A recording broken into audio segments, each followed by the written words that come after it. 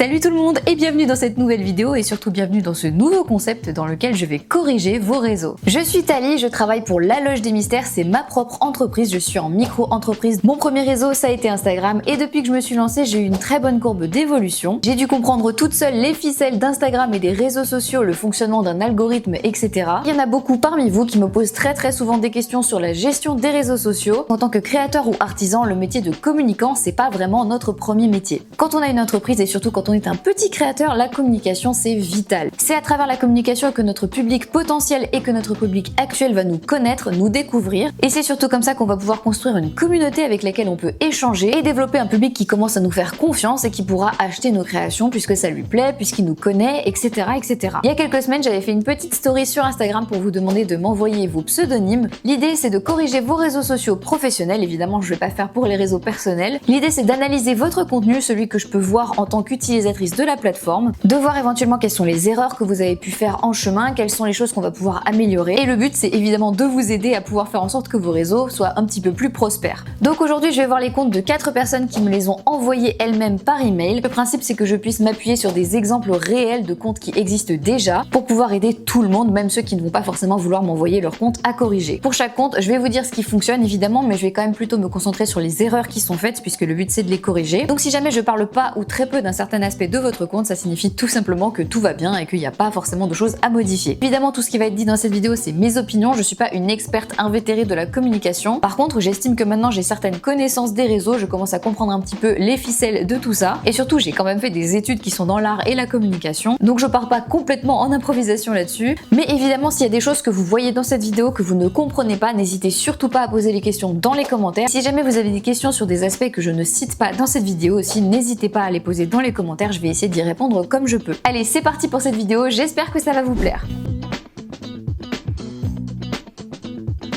Les 4 comptes que je vais noter aujourd'hui m'ont envoyé leur participation par email. Et si vous voulez que je fasse exactement la même chose, donc que je vous donne des conseils pour améliorer votre réseau social professionnel, n'hésitez pas à m'envoyer votre pseudo et aussi peut-être un lien vers votre compte, que ce soit sur Instagram, sur YouTube ou aussi sur TikTok par exemple. Vous pouvez me l'envoyer à l'adresse email qui s'affiche juste ici, c'est lalogedesmystères@gmail.com. Et puis si vous êtes sélectionné pour la prochaine vidéo, je vous aiderai à améliorer votre réseau social. Le but d'aujourd'hui, c'est absolument pas de descendre les comptes de ces personnes, au contraire, ça va être de les aider et essayer de comprendre ce qui marche moins et peut-être de donner des idées sur ce qui pourrait fonctionner pour eux.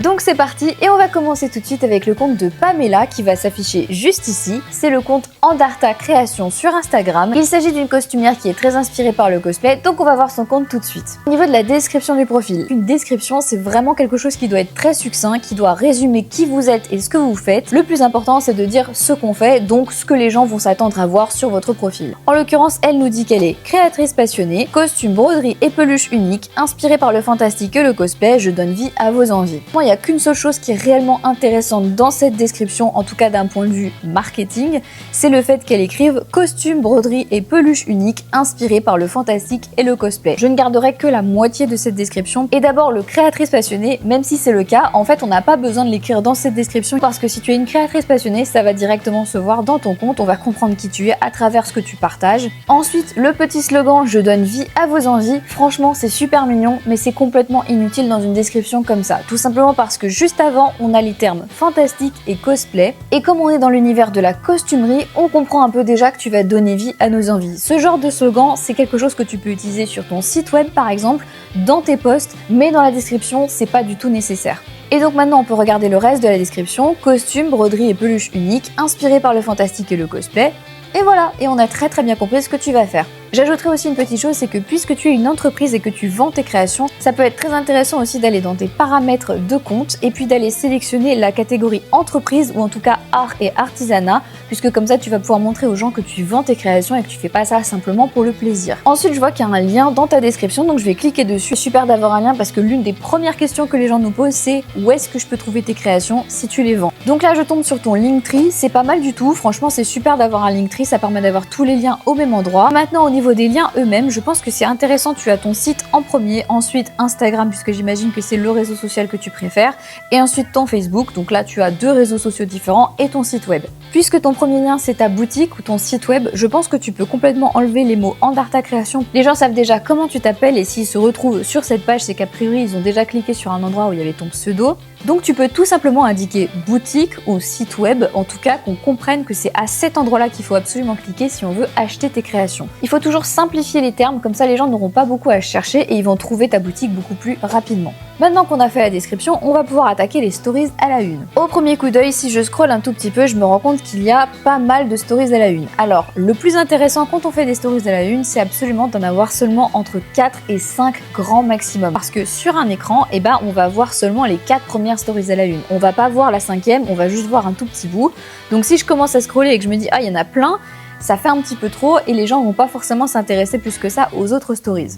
Dans ton cas, on en a 8 et au premier coup d'œil, je me dis que c'est peut-être un petit peu excessif, mais je vais regarder un petit peu ce qu'il y a dedans et on va voir si tout est utile ou si peut-être on peut découper un petit peu tout ça. Déjà, on peut enlever les 3 dernières stories. La story Star du milieu, quand je la regarde, en fait, je me rends compte que c'est un teasing pour une collection qui est très précise et surtout, c'est une collection qui date de 2023. Ça, c'est un contenu de processus que tu peux mettre tout simplement dans tes posts ou dans tes réels. Dans les stories, évidemment, tu peux partager ça de temps en temps, mais c'est pas forcément très intéressant d'en faire une story à la une pour les gens qui vont venir te voir. Ensuite, les stories sur tes compagnons. Franchement, ils sont adorables tes chats. Moi, j'ai des chats, j'en ai un qui dort juste là que vous voyez pas parce qu'il est hors caméra. Et je suis la première à vouloir les montrer à tout le monde. Mais les stories à la une, c'est plutôt fait pour montrer des informations qui sont importantes et des choses qu'il faut garder à l'en-tête de ton compte, comme ça les gens vont tomber dessus immédiatement. Ensuite, les stories de concours, c'est un petit peu le même problème. Quand on va sur cette story-là, on tombe sur des repartages de posts de concours. Mais ça, c'est des stories que tu peux partager quand tu es en train de faire le concours. Et en réalité, ça va pas servir à grand chose de les mettre à l'en-tête de ta page.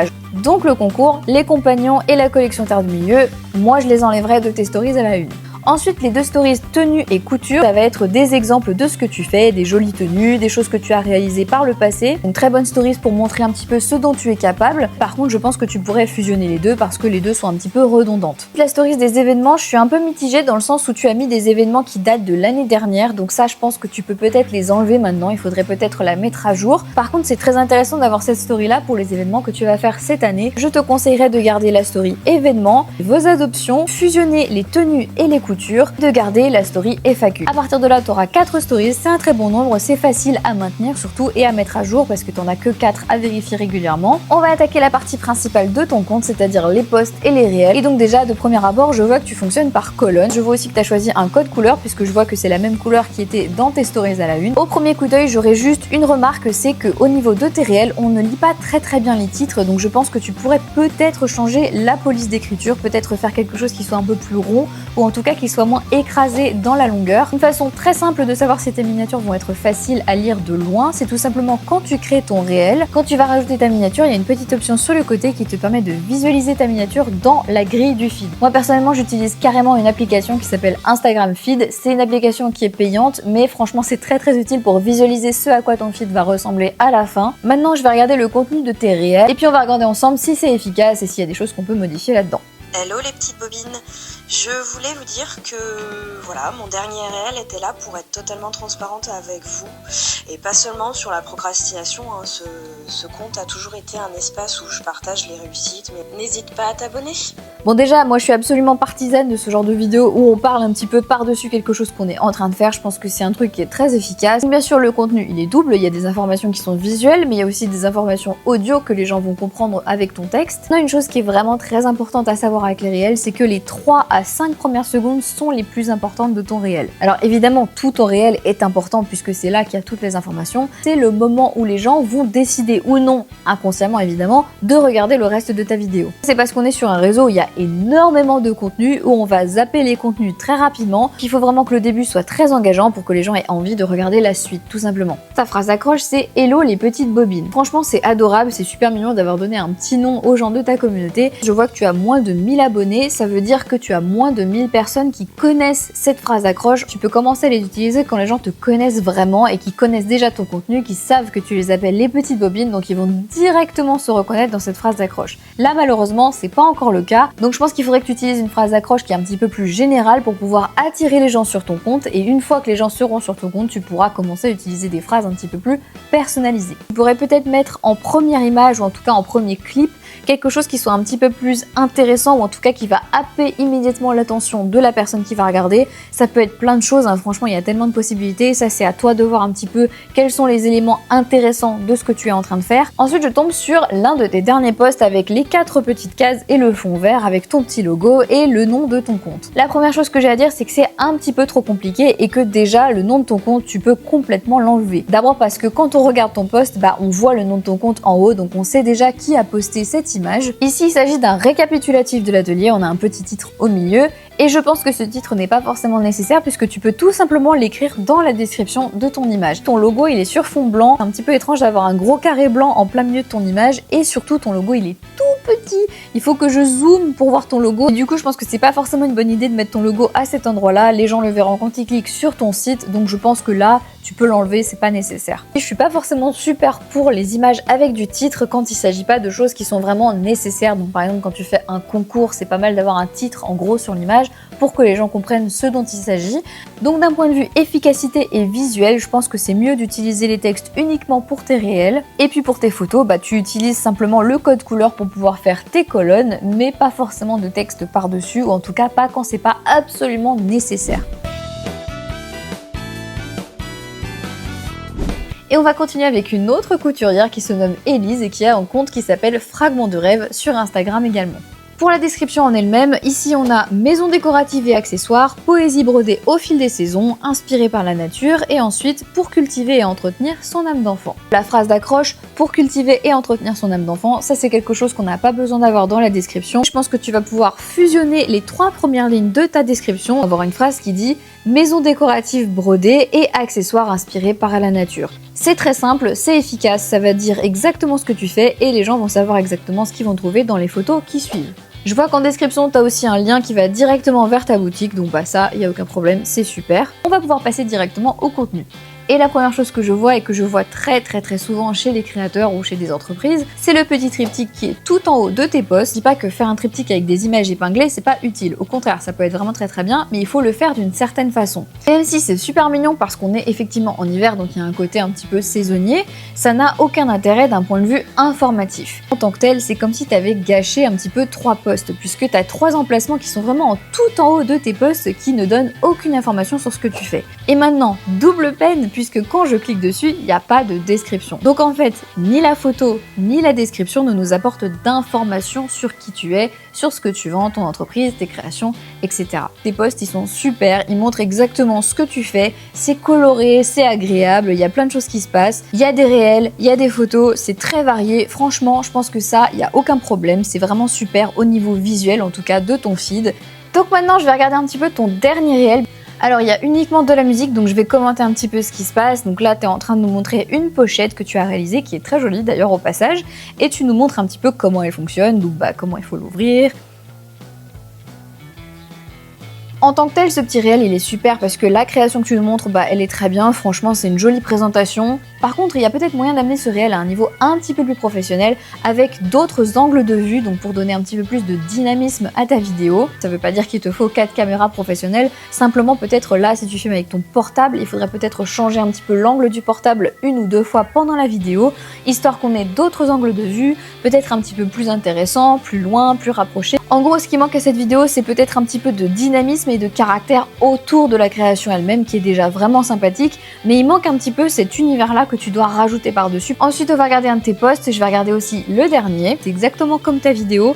En tant que tel, il n'y a pas vraiment de problème particulier. Maintenant, il y a quand même moyen de le ramener à quelque chose d'un petit peu plus professionnel et quelque chose qui va peut-être attirer l'œil un petit peu plus. Ce que je pourrais te conseiller, c'est tout simplement de faire une petite formation dans la retouche photo. On imagine toujours que c'est quelque chose de très complexe. Moi, je te parle plutôt d'ajouter peut-être une ambiance, des couleurs, quelque chose qui soit un petit peu plus proche de toi et de qui tu es. De façon générale, il faudrait que tu rajoutes un peu plus de caractère à tes photos et à tes réels. En fait, ça signifie tout simplement qu'il te manque une identité visuelle qui soit plus marquée. Et ça, c'est quelque chose qui manque à beaucoup de créateurs, tout simplement parce que c'est pas notre métier de base. Je vois que ton logo a une palette de couleurs de orange, de jaune, de vert, donc quelque chose peut-être d'estival. Ton nom, c'est Fragment de rêve, donc peut-être que tu pourrais faire quelque chose autour du soleil, de la lumière, des choses qui sont vraiment très positives. Allez.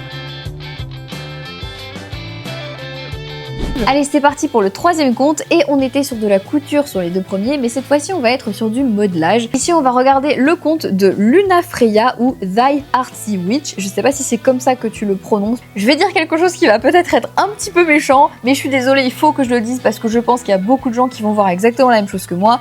Sur ta photo de profil, si je ne zoome pas et que je la regarde pas en gros, je vois un bon gros caca.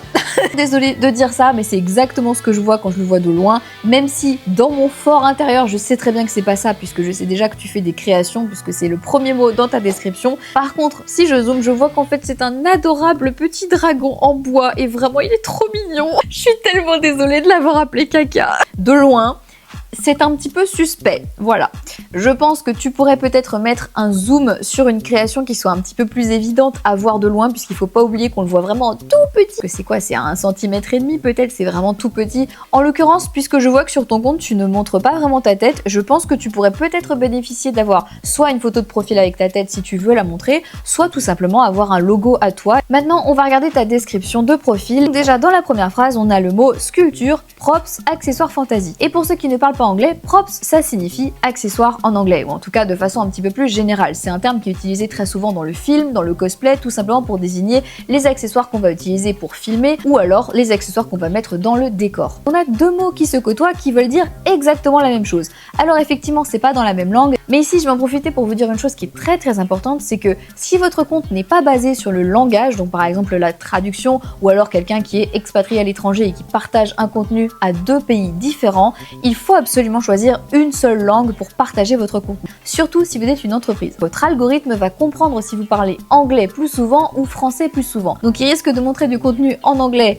à des Français et français en anglais. Donc c'est très compliqué. Vous voyez que ça peut vraiment diviser votre visibilité par deux, voire par trois. Tant que vous n'êtes pas une multinationale ou alors que vous habitez pas littéralement dans le pays qui parle la langue que vous essayez de parler, ça sert à rien d'utiliser une autre langue que la vôtre sur Instagram. Ensuite, le terme pâtisserie draconique et éternelle, je pense que c'est très joli, il y a des jolies choses, il y a le mot draconique qui nous indique un petit peu quelle est la tonalité de ton univers. Par contre, on comprend pas très bien ce que c'est qu'une pâtisserie draconique et éternelle. Et en fait, je me rends compte que ce sont tout simplement des décorations. Donc par exemple, ça va être des petites glaces décoratives, des gâteaux décoratifs. Je vois que tu aimes beaucoup les dragons puisque tu en as un dans ta photo de profil. Et on va retirer le mot éternel qui est un tout petit peu trop confus, on va pas forcément comprendre ce que ça veut dire. Et donc tu peux tout simplement transformer ta phrase et écrire pâtisserie décorative et dragon.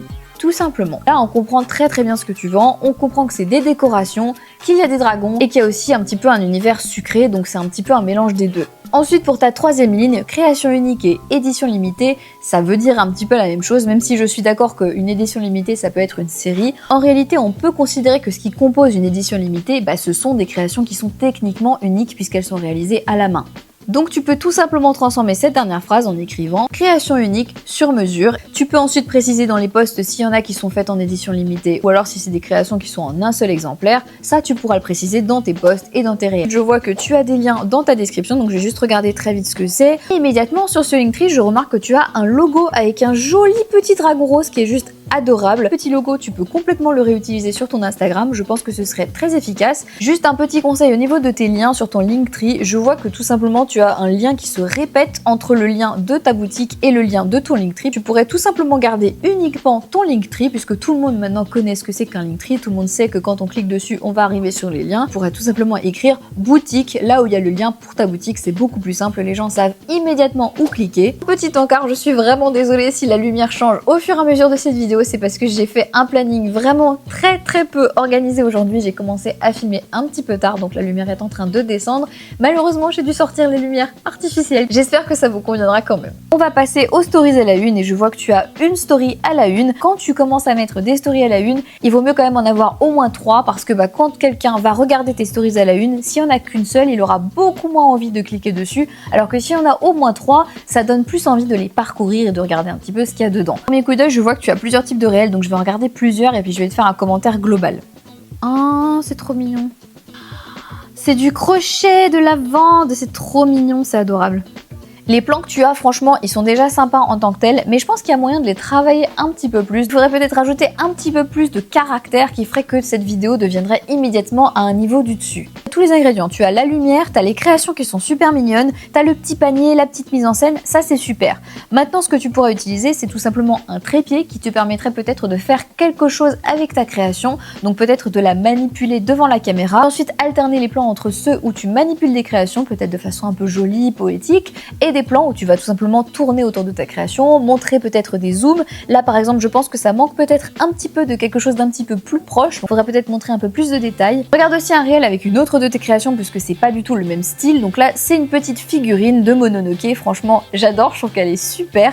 Et là, c'est un petit peu le même problème, mais pas tout à fait, puisque là, je vois que tu as aussi rajouté des petites transitions. Il y a eu un petit peu plus d'effort dessus. Peut-être que tu en abuses un tout petit peu et que le rythme devrait être un petit peu plus cool, plus lent, avec peut-être un petit peu plus de temps pour qu'on voit mieux les détails. Un petit peu moins de variété dans les transitions, puisque ça bouge beaucoup, alors qu'en fait, cette petite mise en scène amènerait peut-être un peu plus à la poésie, quelque chose de lent, avec la petite musique de Mononoke derrière, enfin, des choses qui sont un petit peu plus zen, en tout cas qui iraient un peu mieux avec la création. Tu cherches encore un petit peu ton style de réel, et de façon générale, j'ai l'impression qu'il faudrait surtout que tu affirmes vraiment ton style, ton caractère, peut-être des couleurs qui soient un petit peu plus marquées. Tu auras ton logo avec le petit dragon rose et vert, il y a vraiment moyen de faire une super charte graphique à partir de ça. Je regarde un petit peu aussi tes photos, de façon générale, j'ai l'impression que c'est à peu près le même problème qu'avec tes vidéos, c'est-à-dire que la présentation est sympa, c'est mignon, il y a une jolie lumière, la création elle-même adorable, enfin excuse-moi mais franchement le dragon cookie là, il est adorable, enfin il faudrait aussi que tu rajoutes peut-être un fond qui soit un petit peu plus travaillé, donc peut-être que tu pourrais te créer un fond avec du bois, du lierre ou des fleurs artificielles derrière qui pourraient être réutilisées sous toutes tes créations. Ça donnerait déjà une sorte de fil conducteur puisque ça donnerait le même fond à l'arrière de toutes tes créations et les gens pourraient reconnaître tes créations et savoir qui tu es, ce que tu fais.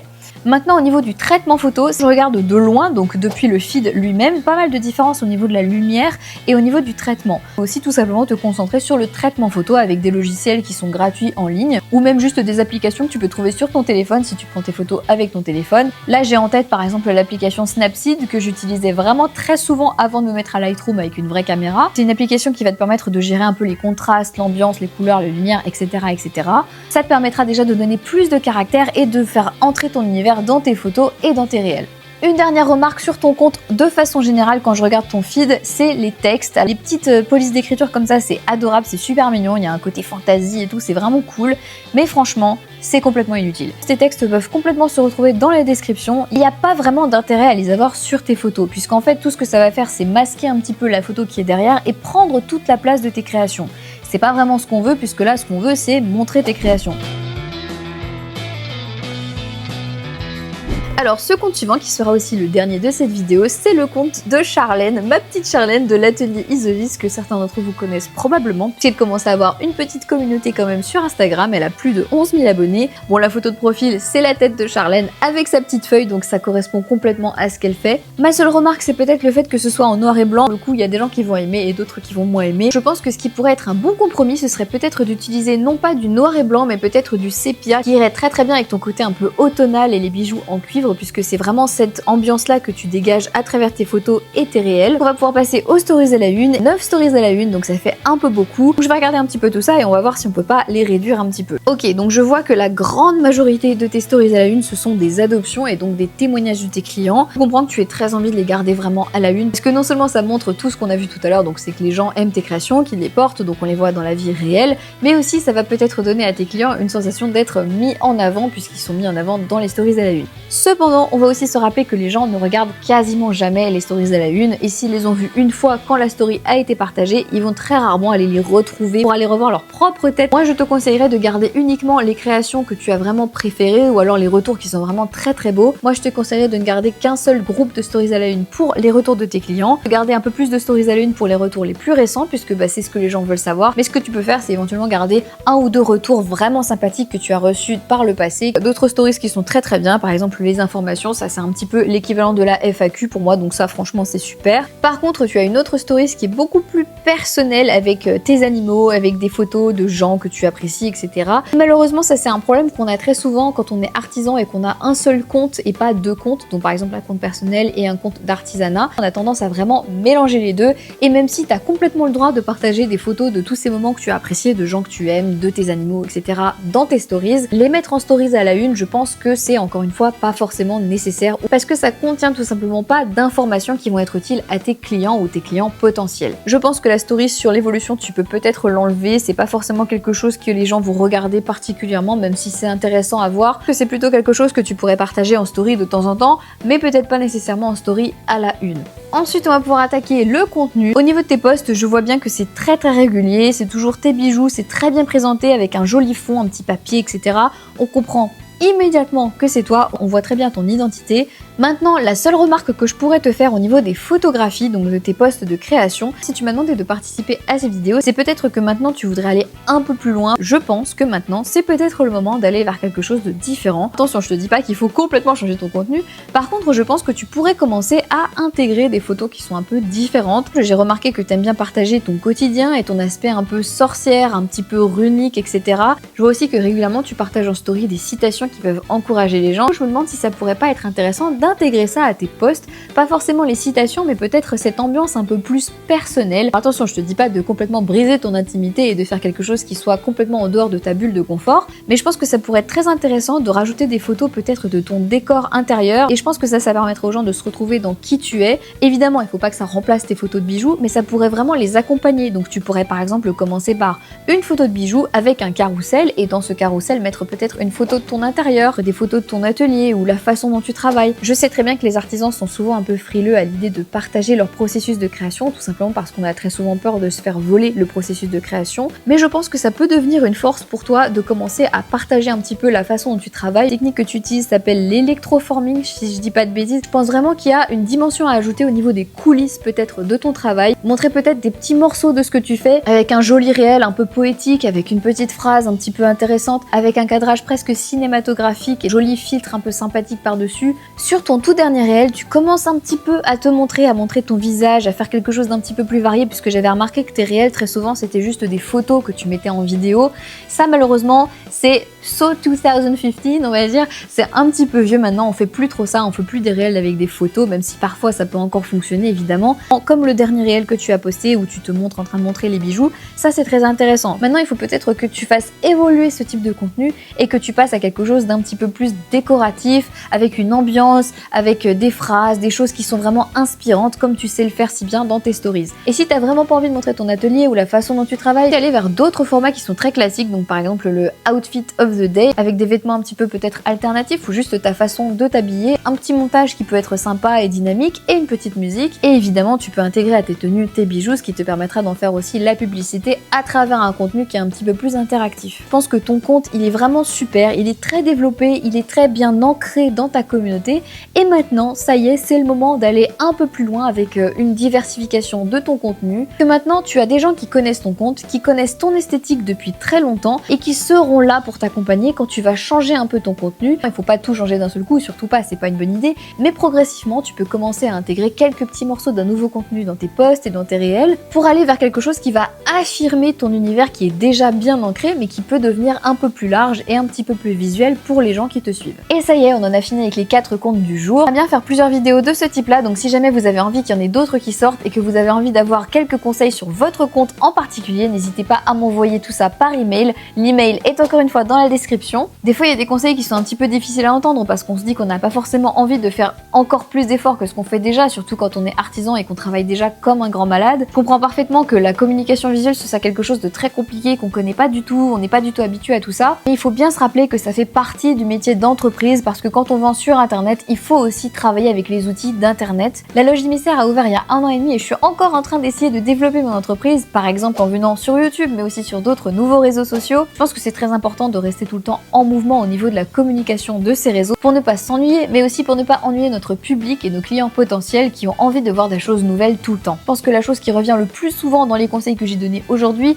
c'est l'affirmation d'une identité visuelle. Ça c'est tellement important, c'est vraiment l'une des bases de la communication visuelle, c'est un petit peu votre carte d'identité, c'est pour ça que ça s'appelle l'identité visuelle, c'est ce que les gens vont voir immédiatement quand ils vont sur votre compte, sur votre site, quand ils regardent vos créations, etc. etc. Une autre chose, c'est que très souvent quand on est artisan sur les réseaux, on a envie d'être personnel, on est mignon, on est petit artiste dans un coin, mais la réalité c'est que vous êtes une entreprise et qu'il faut absolument montrer des choses. Évidemment, vous n'êtes pas obligé de montrer votre quotidien, par contre il faut montrer quelque chose, donc vous pouvez créer des décors, vous pouvez créer une ambiance et créer tout ce petit univers qui doit aller autour de vos créations créations pour pouvoir les vendre. Parce que c'est cet univers-là que vous allez développer qui va vous permettre d'aller plus loin et de faire durer votre entreprise. Si vous avez envie de découvrir un petit peu plus en avant les comptes que j'ai présentés aujourd'hui, tous les liens seront dans la description. Je vous encourage vraiment à aller les voir. Franchement, c'est des super artistes, leurs créations sont vraiment chouettes. N'hésitez surtout pas à leur rendre une petite visite. Merci infiniment aux créatrices qui ont bien voulu participer à cette vidéo et qui ont bien voulu me confier leur compte pour ce petit moment. J'espère que mes conseils vous seront très utiles. J'espère aussi qu'ils seront utiles à d'autres créateurs et créatrices qui regardent cette vidéo. Encore une fois, si vous avez des questions, n'hésitez surtout pas à les poser dans les commentaires. Je vais essayer d'y répondre comme je peux. Et si ce concept vous plaît, n'hésitez surtout pas à le dire aussi, comme ça je saurai qu'il faut que j'en fasse d'autres vidéos. Et si jamais vous voulez découvrir mon travail et mes réseaux sociaux, tout ça sera dans la description. Allez, on se retrouve dans la prochaine vidéo. Salut!